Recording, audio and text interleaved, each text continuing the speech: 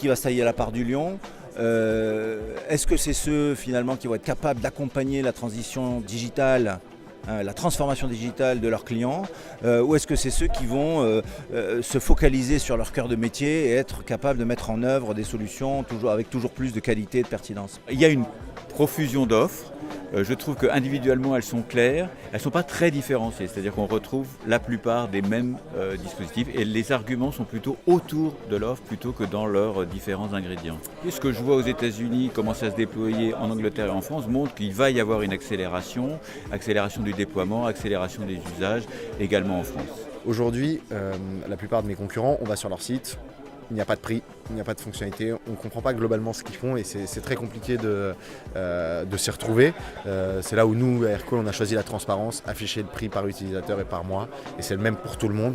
Et c'est justement par un souci de transparence et surtout de clarté de l'offre vis-à-vis de nos concurrents. Alors je cherche ce que je n'ai pas en entreprise et ce que je n'ai pas dans mon cercle court. Donc c'est pouvoir converser avec des gros du marché, tels que Microsoft, Alcatel ou d'autres qu'on a vus, découvrir de nouveaux acteurs et puis bien entendu avoir le retour de mes confrères installateurs.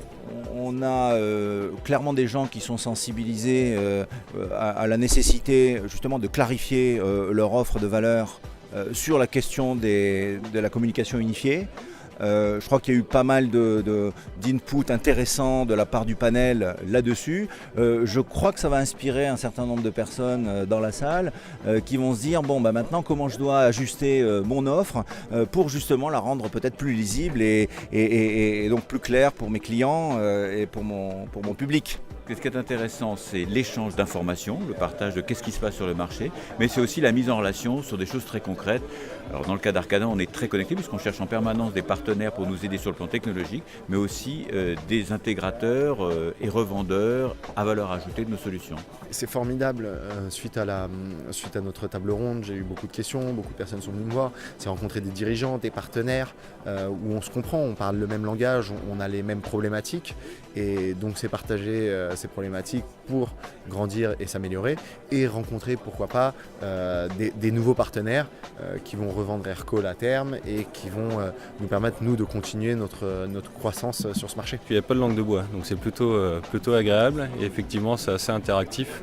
Non, très, très positif, j'en sors du positif. Je pense qu'une table ronde c'est toujours intéressant parce qu'on voit la diversité des points de vue et là particulièrement celle à laquelle j'ai eu la chance d'assister entre Microsoft, Alcatel, des acteurs nouveaux et puis un acteur comme Arcadin un peu différent, c'est formidable. Parler beaucoup de tout ce qui est intégration dans les outils métiers, de comprendre aujourd'hui quelle est la stratégie des intégrateurs vis-à-vis de ça, quelle est la stratégie même des revendeurs de logiciels afin de voir vers quoi ils se positionnent et nous comment on va entrer dans ce marché. Continuer à accentuer sur la com unifiée et effectivement peut-être sur les opérateurs alternatifs qui vont venir progressivement la remplacer les gros du marché, Orange, Bouygues, SFR, voir les futures évolutions là-dessus. Moi je crois que c'est toujours intéressant quand on est français, c'est de s'interroger sur le développement de nos sociétés, qu'elles soient intégrateurs, distributeurs, ESN, à l'international. Donc moi j'aimerais bien un sujet international auquel je serais évidemment ravi de contribuer. Moi je pense, c'est mon avis,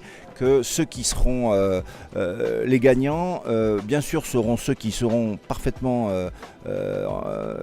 efficaces sur leur métier, qui continueront à maîtriser leur cœur de métier, mais aussi qui seront capables de remonter dans la chaîne de valeur et d'accompagner la transformation digitale de leurs clients et aussi de le faire savoir. Et c'est là qu'ils vont peut-être avoir besoin de gens comme nous.